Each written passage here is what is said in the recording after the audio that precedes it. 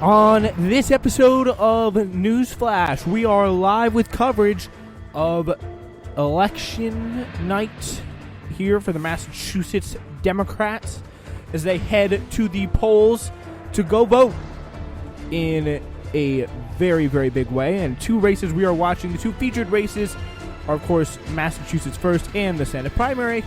Very, very big stuff. We'll have James Stanley with us just shortly. And hopefully Chase Henjes will be joining us, who is he's a big marquee guy to give us some fair-sided representation in this race. Hopefully he will be joining us soon as well. Yeah, so I do want to start off, though, with this marquee race, and we will have James going in just joining us in just a little bit. But, yeah, to talk further about this. But very, very interesting stuff today. And I do want to start with this article here in the New York Times about this.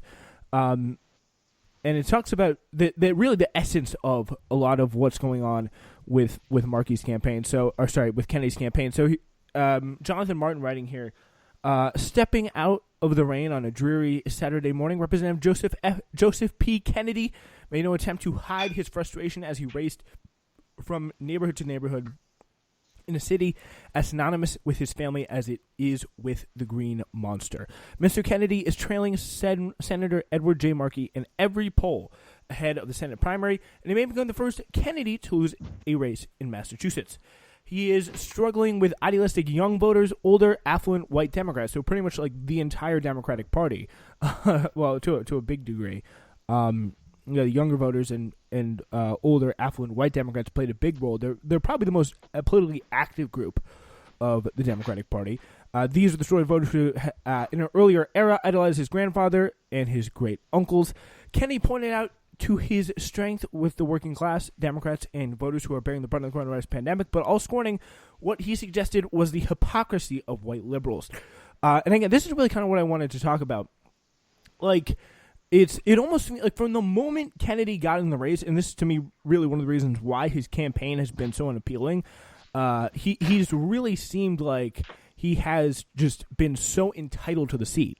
This is a quote here for a progressive left that says that they care about the racial inequalities, these structural inequities, economic inequities, healthcare inequities. The folks that are on the other side of that are overwhelmingly supporting me in the race.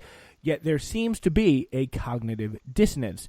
So, again, really just kind of getting a sense of, I really, what it seems to me is a deep sense of entitlement for Kennedy within this race. Like, he is almost throwing a fit that people aren't, like, running to his side, it feels like, with a lot of what we've seen. It wasn't always supposed to be this way, at least not in the minds of Massachusetts Democrats who have spent a lifetime watching a parade of Kennedys win elections with little opposition. When Mr. Kennedy first considered leaving his House seat last year to primary Markey, some of the party wondered if the 74-year-old incumbent would step aside for the 39-year-old political scion. I'm very, very glad he didn't, because it really has been interesting to see. Again, this is somebody who has not always been the candidate who he is in. He's now. He's been pretty much. If he hadn't, a few years ago, I think it was before the primary challenge, right? Before when did Kennedy announced he was going to primary, James? He announced right around. I think he joined the race September, and he was thinking about it for already a little bit of time. He joined in September, so about a year ago. Yeah, about a year ago. He's been in the race for quite a while. Huh. Okay, yeah, so welcoming James Stanley, our senior elections analyst, to the show tonight. Very, very good to have you with us, as always. But, yeah, this really kind of speaks to, again, I think a major, major part of this this Kennedy campaign, which is like, I mean, you think with an incumbent, of course, normally the biggest challenge is when you're facing an incumbent is name recognition, getting money, getting your name out there. But Joe Kennedy, I mean, he gave the Democratic State Union response, the first one, I believe, to Trump. He did a bunch of other things that were very, very, like, kind of were designed to get him in the national profile, very prolific fundraiser. And, yeah, he's a Kennedy, too. And it almost seems like he thought he would just be able to walk right through Markey to the seat. But here's really the key contrast. This guy, Markey, he was elected to the House before Kennedy was born. He's harnessed the energy of an ascendant left and wielded his rival's gilded legacy against him. And he has used his support from Representative Alexandria Ocasio-Cortez, whom he featured in an ad in their joint authorship of the Green New Deal, to establish himself as a frontrunner. And many people would be pretty surprised. And we've had a lot of conversations about this, James. You ask as someone who. You asked me a bunch of times as someone who is a left-wing guy, as a Bernie Sanders supporter, like, why am I supporting someone who has had some pretty votes that I obviously a Republican disagree with. record, basically. Yeah, Iraq War. He voted for that. He voted for I believe the crime bill. Yeah, he did. He voted for the crime bill as well. He voted for many bills. I'd actually argue he's a good deal worse than Biden because here's the question: like that's like, yeah, and I think the political reinvention has been almost like, it's been really staggering to see, because it's very, very rare that you see candidates like actively move left in the Democratic Party or where else and actually really gain things politically. But it really seems like what we've got here is just that exactly. And I think the biggest thing that we've seen from Kennedy, and really a big telling thing, is what has Kennedy run on in this situation.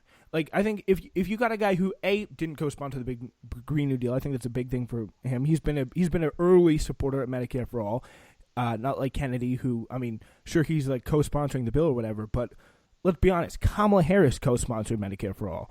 Like, it's not a very big political gesture to put your name down on a piece of paper that you can take off at any time. I think a vote is much more significant. Yeah, but he's voted with the squad a lot more than Markey has in regards to healthcare, in regards to environmental regulation. Like, they had actually an act a couple months ago that Ayanna Pressley and Alexandria Ocasio-Cortez voted against, but the majority of the Democrat delegation voted for. Joe Kennedy was one of the 7 Democrats that voted against it. What was the thing about? That they denied it because it was basically platitudes all around. They were just saying things like, let's do this. For example, like they were like talking about, let's make America 100% clean energy power, but without a date. It's basically like me saying, like, I'll bring you out to dinner, Spencer, but like not giving you like a day so you can actually prepare for it. Yeah. It's just like saying something and saying that you want to do. It's like a resolution, really. Yeah. Really all it concrete. is Nancy Pelosi wanting to put basically a simplified record of how she, quote unquote, helped the environment, because she'll probably quote that bill if she ever had to. So and, she's going to have a tough climate challenge one day. Yeah. She's laying the groundwork, I think, as you can see here, for her. Definitely. For to return later and be like, see, I helped the environment. Yeah, and in regards to what you were saying about Kennedy, I actually would disagree a bit, because Kennedy co-sponsored the Medicare for All before Markey did. Markey was one of the last senators to endorse Medicare for All. Yeah, he was before Kennedy with the Green New Deal, but that's what saved his career.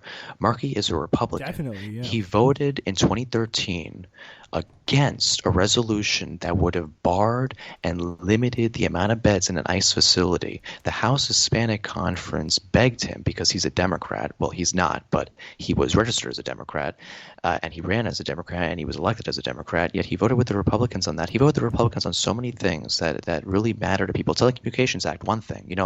I had the privilege, and you probably did as well, Spencer, with calls for Markey's campaign, and you probably heard things as well from voters. I never did any calls for Ed. I never ended up doing any calls for Ed Markey, because like the thing I think about like Ed Markey is he's a fine guy, but it's like I'm much more like wrapped up into this the other race in the House. The first district. Yeah. If they take down that's the huge deal, because the chair of Ways and Means, but it's officially been called, Richard Neal beat Alex Morrison, actually surprisingly large win.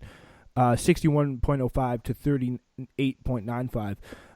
Let's just give you the results here for the Massachusetts Senate. Edward Markey is up 53 to 46 at the moment, about 300,000 votes, I'd say, a little less. Yeah, right around there. It's only 22% reporting so far, which is actually quite low in the Senate race. Yeah. Yeah. So, There are a lot of mail-in ballots as well, though. But in regards to what I was saying about with Kennedy, so why I thought that you were doing calls to them, but like even if you weren't, Yeah, the I thing that honestly I have not done a mostly lot of research on that record.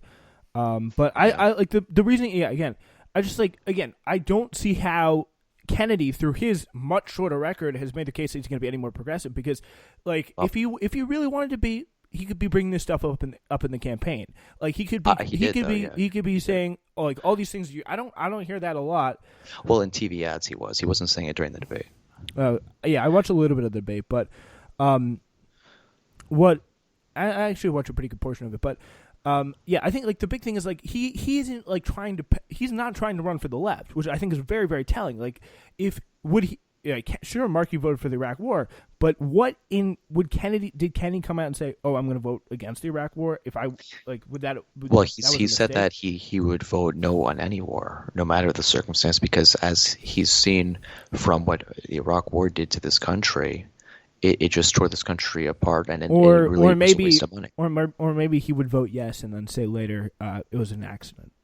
Well, that's what Markey. I don't. I mean, if you're gonna say you're gonna trust Markey on a vote on war, I can never. I mean, I can't even trust Of this guy. course, Like I this is mean, what I was about to say earlier. I am referring to Telecommunications is a major problem for Western Massachusetts voters. Markey is the reason. Republican Markey is the reason why many Western Massachusetts voters don't have broadband access. I know it's very shocking to say in the 21st century that there are people without Wi-Fi. Markey voted for the 1996 Telecommunications Act, which is basically freelance capitalism in the telecommunications sector. It's basically getting rid of net neutrality and making quote-unquote more competition. Markey voted yes, and he advocated for that bill, similarly to the point of how Biden advocated heavily for the crime bill. Markey is the reason, and now look, this is the other thing I don't like about Markey. I think he's a little bit full of himself because when he's going out there and saying, I'm going to try to fix the problems of broadband access, when he's the reason why they're a problem, how can you trust someone when they're part of the reason why that's a problem? It's like basically someone spilling milk all over the floor and saying, oh, I'll just clean it up every time I spill it, when they're purposely trying to spill the milk. Well, Markey is not a trustworthy person on this issue when he had time and time again. That's just one instance. He had an instance in 1987 to vote for a Telecommunications Expansion Act that was being brought up by the House delegation. He voted no. He voted no on that bill. And his reasoning for voting no is because he believes in competition. yeah, what's And competition at the time competition. When you think about competition, that's an argument that Republicans will make. That's the argument that Republicans made to get rid of net neutrality.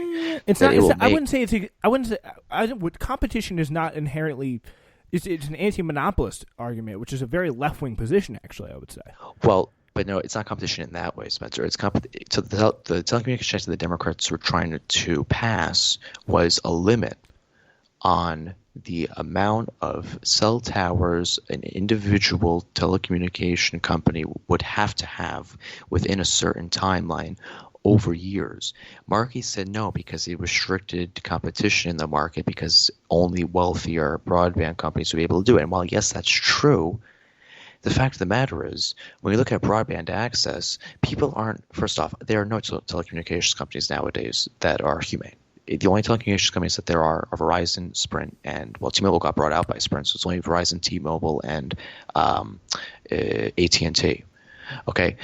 It's not going to make a difference if you're going to vote no, because actually back then there was more competition. And after the 1996 bill got passed, we see all these what do you call it?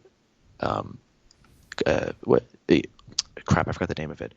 Convergence. There you are, of companies like Sprint and T-Mobile, for example, which is the most recent one, and that causes much less competition, much less choice in the field, and that's a problem for people because when you look out, and it's not even just Massachusetts, it's the whole country. Like Montana is a good example as well. A lot of Montana is broadband dead because of the fact that none of the companies want to put a couple towers out there, and they don't have to. They're not forced to. Yet, if Markey was a Democrat instead of a Republican, like he is, and voted yes on the bill in 1987, or even the one or voted no on the one in 1996, people in Montana, people in Western Massachusetts, in his own state, which he supposedly represents, which is beyond false, they would have broadband access that they deserve. Markey says he's all about, fairness and he wants to be progressive. He is not a progressive. He is nowhere near a progressive. The only thing he's progressive on is